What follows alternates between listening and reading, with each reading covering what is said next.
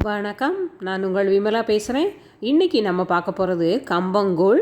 கம்பு மாவு வச்சு ஒரு கூழ் செய்ய போகிறோம். சிறுதானியங்கள்லேயே முதன்மையான தானியம் கம்பு தான்.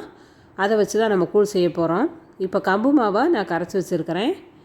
இது நீர் ஆகார தண்ணி, அதாவது முதல் நாள் சாதம் வடிச்சிட்டு சுடு தண்ணி இருக்கும் இல்லையா, அந்த இதில் தண்ணி ஊற்றி வச்சுருந்தேன். அந்த தண்ணி தான் இதில் நான் யூஸ் பண்ணுறேன்.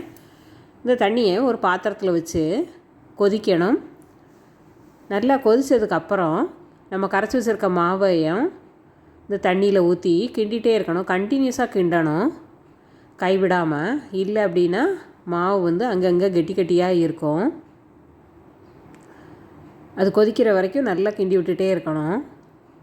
வச்சுட்டு அந்த பக்கம் போயிட்டீங்க அப்படின்னா ஃபுல்லாக என்ன செஞ்சிடும், பொங்கி வடிஞ்சிரும். கம்பு கால்சியம், அயன் நிறைய இருக்குது.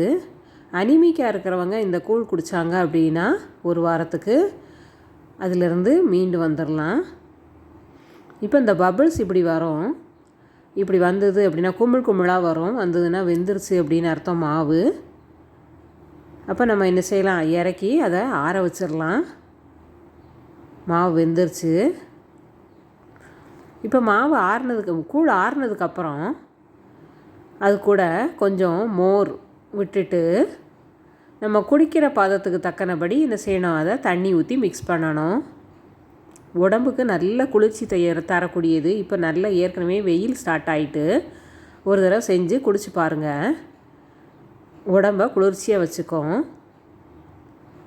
தேங்க்ஸ் ஃபார் வாட்சிங். நன்றி.